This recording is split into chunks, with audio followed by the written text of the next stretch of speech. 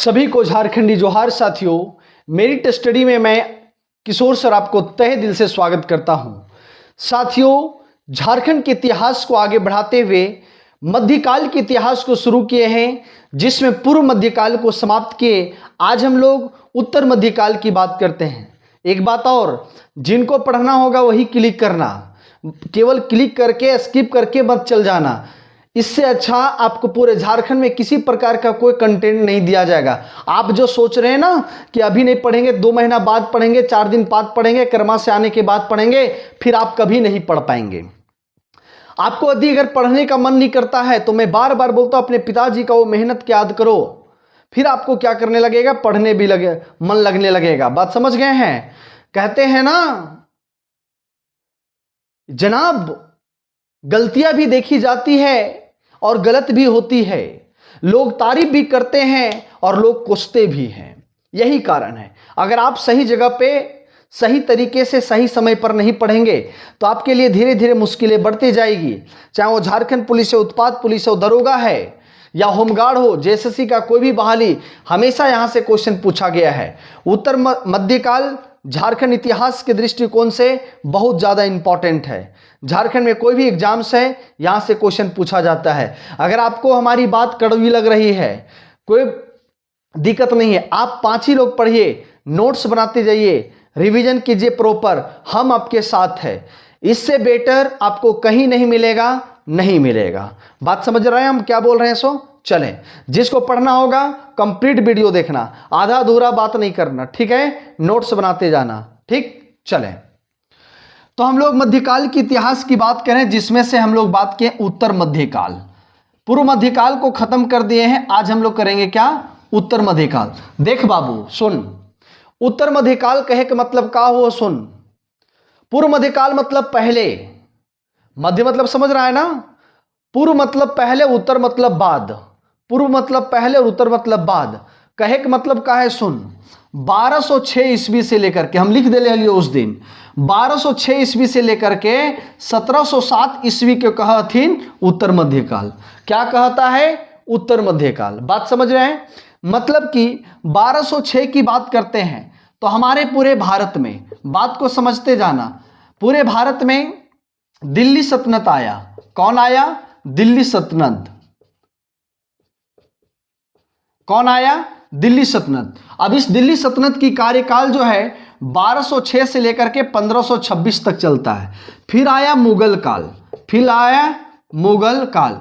मुगल काल 1526 से लेकर के 1707 तक चलता है। मतलब कि हमें उत्तर मध्यकाल में जो है 1206 से लेकर के 1707 में जो झारखंड में काल हुई, जो प्रभाव पड़ा, उस प्रभाव को हम लोग क्या करेंगे? पढ़ेंगे। तो सभी लोग कॉपी कलम निकाल करके रखेंगे। उत्तर मध्यकाल की बात करते हैं तो हम लोग बात करते हैं दिल्ली सल्तनत की। एकदम कहानी के सुनते जाइएगा, बहुत मजेदार है। अगर दिल्ली सल्तनत की बात करते हैं तो आपको पता है कि दिल्ली सल्तनत की स्थापना गुलाम वंश के द्वारा किया गया। किसके द्वारा किया गया है? गुलाम वंश के द्वारा किया गया, जिसमें से उसके संस्थापक था कुतुबुद्दीन ऐबक। कौन था? कुतुबुद्दीन ऐबक। कुतुबुद्दीन नाम अगर नहीं सुन रहा है तो सुनो, कुतुबुद्दीन ऐबक, कुतुबुद्दीन ऐबक, कुतुबुद्दीन ऐबक। सुन लिया? चलो, तो हम लोग बात करें 1206। बात को समझते जाइएगा, ठीक है? गुलाम वंश में कोई विशेष प्रभाव नहीं पड़ा। गुलाम वंश में कोई प्रभाव नहीं पड़ा, कोई प्रभाव नहीं पड़ा। हम लोग सभी बातें देखेंगे, लेकिन 1206 में जो है बख्तियार खिलजी। कौन?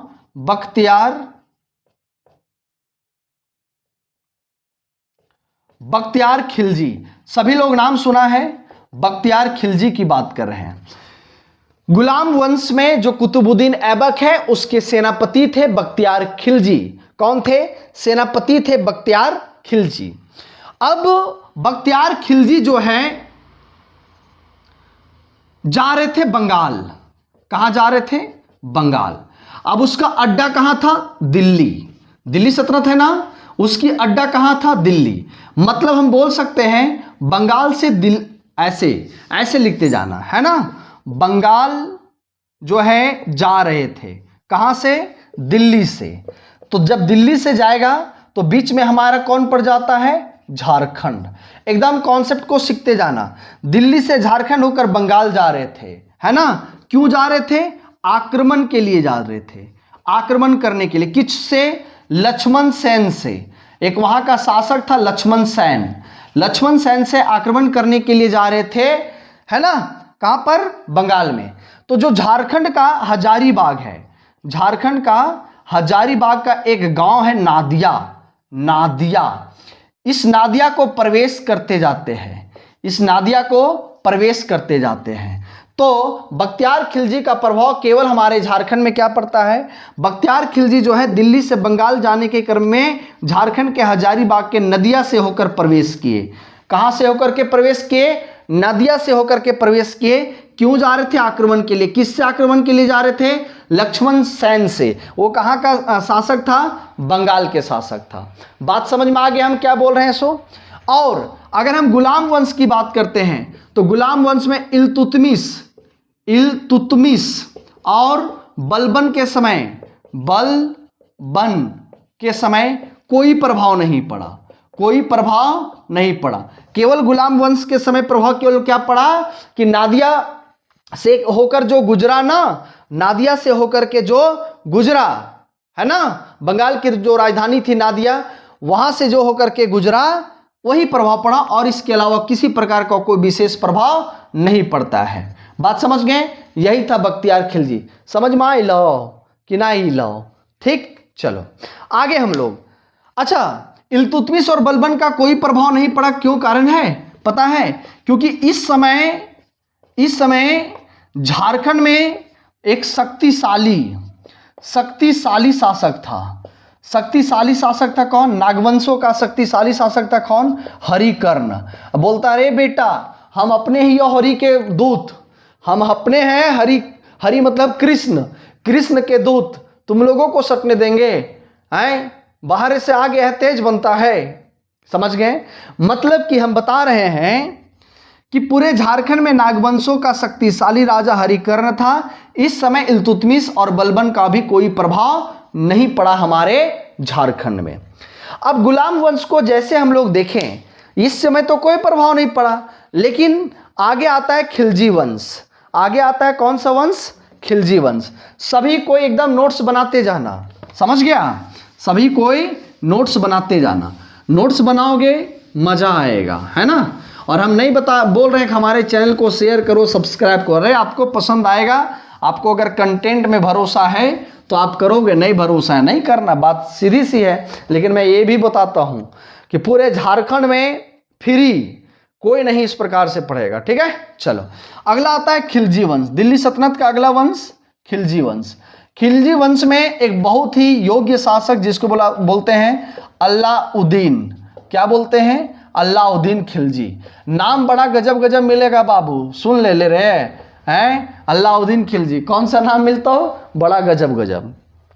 अलाउद्दीन खिलजी की बात करते हैं तो सुनो, बहुत ही प्यारा सा कॉन्सेप्ट है ना। चलो अलाउद्दीन खिलजी, देखो ये तो दिल्ली की गद्दी पर बैठा है, दिल्ली सल्तनत है तो कहां की गद्दी पर बैठा है, दिल्ली की गद्दी पर बैठा है। इसने सेनापति को भेजता है, किसको भेजता है, सेनापति का। उस सेनापति का नाम था छज्जू मलिक।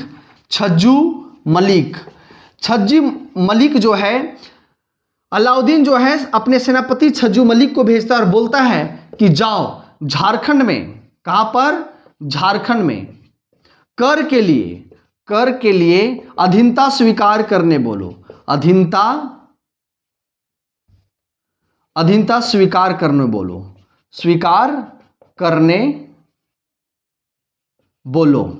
लेकिन इसकी अधीनता को स्वीकार नहीं किया जाता है, इसकी अधीनता को स्वीकार नहीं किया जाता। मतलब समझ रहे हैं ना कि आप जाकर के नागवंशों पर, क्योंकि यहां का राजा था, नागवंशों पर क्या करो, विजय प्राप्त करो, विजय प्राप्त करो। लेकिन यहां पे विजय प्राप्त नहीं करता है ना, यहां पर विजय प्राप्त नहीं करता है। वो नागवंशी राजा कौन था, बेनुकर्ण था। कौन था, बेनुकर्ण। झारखंड का नागवंशी राजा कौन था, बेनुकर्ण।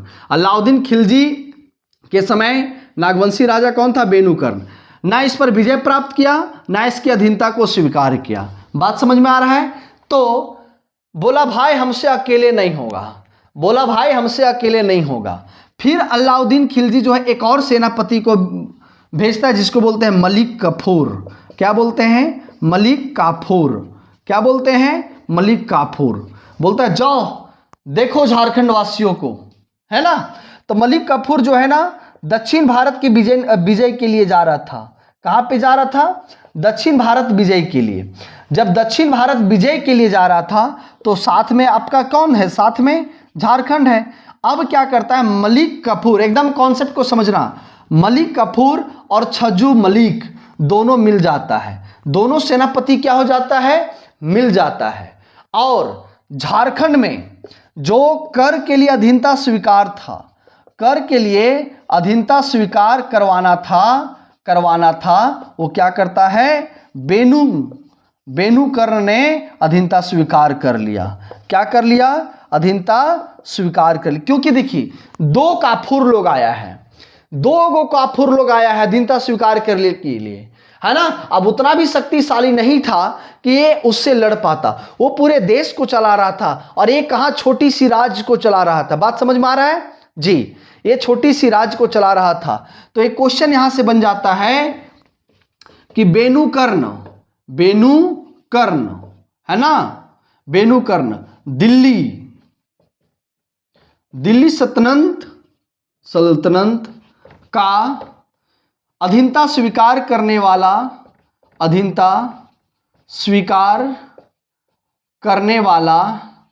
प्रथम नागवंशी बना।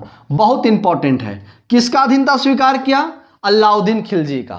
किसका अधीनता स्वीकार किया? अलाउद्दीन खिलजी का। आगे समझ में एक बार कहानी समझा देते हैं। अलाउद्दीन खिलजी का जब बातें आती है, ये अपना चचक तो समझ में नहीं किया बाबू, जलालुद्दीन खिलजी को मार दिया गद्दी के लिए, समझ में आ रहा है? हाँ, फिर चचिए से शादी कर लिया। इतना गधा था ये, इतना गधा था, इतना हवस का क्या था, इसमें लालच था। अलाउद्दीन खिलजी है दिल्ली पर राजगद्दी पर बैठा, वो तो आ नहीं सकता था, तो सेनापति छज्जू मलिक को भेजा झारखंड में। क्यों? कि कर की अधीनता को स्वीकार करने के लिए। लेकिन नागवंशो राजा और क्या, नागवंशो राजा पर विजय प्राप्त करने के लिए, लेकिन नहीं किया, लेकिन अधीनता स्वीकार नहीं किया। क्यों? क्योंकि वहां एक बेनू कर्ण अच्छा शासक था, है ना। अब क्या करता? नहीं किया तो खबर गया इसके पास। अब मलिक काफूर जो है दक्षिण भारत अभियान के लिए निकल चुका था, तो बोला बाबू साहब छज्जू मलिक को थोड़ा सा साथ दे दो। तो मलिक काफूर और छज्जू मलिक जो है दोनों एक साथ मिलकर के जो बेनू कर्ण का जो अधीनता है, मतलब जो अलाउद्दीन खिलजी का जो अधीनता जो है बेनू सागर नहीं स्वीकार करा था, वो दोनों मिलकर के अधीनता को स्वीकार किया, दोनों मिलकर के अधीनता को स्वीकार किया।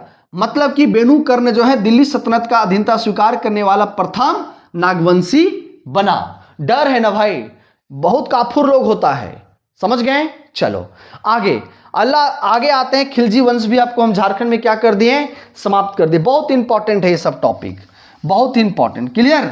चलो झारखंड में अब पढ़े कौन है तो बढ़िया से पढ़े पढ़तो, है ना, बहुत बढ़िया से पढ़े पढ़तो, बिना पढ़ले ना हो तो, है ना। चले आगे लिखते हैं तुगलक वंश। तुगलक वंश। तुगलक वंश का एक प्रतापी शासक था मोहम्मद बिन तुगलक, है ना, मोहम्मद बिन तुगलक। ये भी दिल्ली के गद्दी में बैठा था। अब वो आ जाएगा अपने से उड़ के, ये भी दिल्ली के गद्दी में बैठा था। बात समझ गया? चलो तो क्या करता है, ये भी अपने सेनापति को भेजता है, ये भी अपने सेनापति को क्या करता है? भेजता है। इसके सेनापति का नाम था मलिक बयां। क्या नाम था? मलिक बयां। क्या नाम था? मलिक बयां। अब मलिक बयां क्या करता है झारखंड में? वही क्यों आएगा भाई, बताओ क्यों आएगा? यहाँ की जनजातियों को फंसाने के लिए, कर लेने के लिए, पैसा लेने के लिए, और कुछ नहीं। तो मलिक बयां को भेजा क्यों? टैक्स वसूलने के लिए, कर वसूलने के लिए। देखो कैसे चूसा जा रहा है पूरे भारत को, किस प्रकार से लूटा जा रहा था, है ना, किस प्रकार से लोग लूट रहे। इसीलिए ना आज हम लोग क्या करते हैं? नफरत करते हैं। क्या करते हैं? नफरत करते हैं। तो मलिक भैया क्यों भेजा गया? एक क्षेत्र था चाई चंपा। चाई चंपा, चाई चंपा में आकर के क्या कर दिया, आक्रमण कर दिया। ऐसे थोड़ी दे देता भाई, जब तक आक्रमण करके नहीं जीतता, है ना, जब तक आक्रमण करके नहीं जीतता तब तक दे देता क्या, नहीं। चाई चंपा में आक्रमण कर दिया और जो है ना जीत गया, विजय प्राप्त कर लिया। अब जैसे विजय प्राप्त किया वैसे ही हजारीबाग का जो चाई किला है वो किसी के हैंड में दे दिया, जिसका नाम था क्या, फतेह खान, है ना। चाई चंपा को जीत कर को सौंप दिया, क्या किया, सौंप दिया, है ना, किसका अधीन, फतेह खान, फतेह खान को दे दिया। फतेह खान को क्या किया, दे दिया कि बाबू अब तुम यहां पे क्या करो, राज चलाओ, और यहां से जितना टैक्स होता है वो टैक्स कहां पे पहुंचाओ, दिल्ली में पहुंचाओ। वो टैक्स कहां पे पहुंचाओ, दिल्ली में पहुंचाओ। बात समझ रहे हैं जी। अब फतेह खान भी क्या करता है, जगह जगह पर, जैसे सतगावा को जीता फतेह, क्योंकि इसके पास ताकत आ गया, बैक सपोर्ट आ गया। सतगावा को जीता और यहां से भी कर क्या वसूला, यहां से भी कर वसूला, यहां से भी क्या किया, कर वसूला। बात समझ रहे हैं, यहां से भी कर वसूला। तो एक क्वेश्चन आता है, क्या इस समय नागवंशी राजा नहीं था, नागवंशी राजा था, नागवंशी राजा था, लेकिन ये तब तक बहुत शक्तिशाली हो चुका था। इस समय नागवंशी राजा भी कौन थे, हरिकर्ण थे। कौन थे, दोबारा हरिकर्ण क्या करते, यहां पे राज्य स्थापित करते हैं। तो ये क्वेश्चन आता है कि मोहम्मद बिन तुगलक के समय नागवंशी राजा कौन थे, हरिकर्ण। चाय चंपा पर आक्रमण किसके समय हुआ, मोहम्मद बिन तुगलक के समय। फतेह खान को दे दिया क्या, चाय चंपा का किला। मोहम्मद बिन तुगलक किसको भेजा, मलिक बिया को भेजा। क्यों भेजा, कर वसूलने के लिए, कर वसूलने के लिए। चलो आगे बढ़ते हैं, आगे एकदम सभी लोग समझते जाना। मोहम्मद बिन तुगलक के बाद आता है फिरोज शाह तुगलक। साला इसे बड़ा हरामी था दोनों, है ना, हाँ, पूरा जीतता था, पूरे झारखंड को, झारखंड का नजर था, है ना पूरा। फिरोज शाह तुगलक, फिरोज शाह तुगलक, फिरोज शाह तुगलक। अगर फिरोज शाह तुगलक की बात करते हैं तो ये भी तो दिल्ली में बैठा है, ये भी कहां पे बैठा है, दिल्ली में बैठा है, समझ रहे हैं। अब इसको एक क्या करता है, फिरोज शाह तुगलक जो है ना, शमसुद्दीन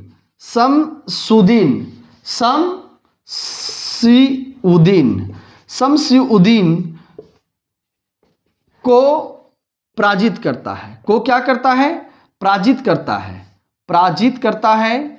और जो सतगावा क्षेत्र है ना, सतगावा, उसको क्या करता है, अपने ओर मिला लेता है, अपने ओर क्या करता है, मिला लेता है, अपने ओर मिला लेता है। फिरोज शाह तुगलक बहुत ज्यादा हुड़दंग ने मचाया, बात समझ गए, हाँ।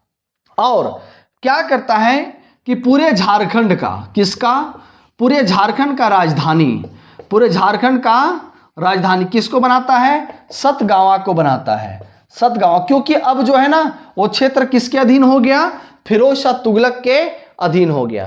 किसके अधीन हो गया, फिरोज शाह तुगलक के अधीन हो गया। बात समझ गए। तो इस प्रकार से हमारे झारखंड को लूटा जाता है। इस प्रकार से अभी हम लोग चलेंगे, लोधी वंश बचा है, मुगल काल बचा है, बहुत लंबा इसकी क्लास चलेगी, कॉन्सेप्ट पूरा क्लियर कर दूंगा। बात समझ गए। तो आप बताइएगा किस प्रकार से लूटा गया, कैसे बख्तियार खिलजी आया, कैसे अलाउद्दीन खिलजी आया। और अगर आपको अच्छा लगा तो कमेंट करें जरूर, लाइक शेयर सब्सक्राइब करें, लोगों के पास भेजिए। जय हिंद।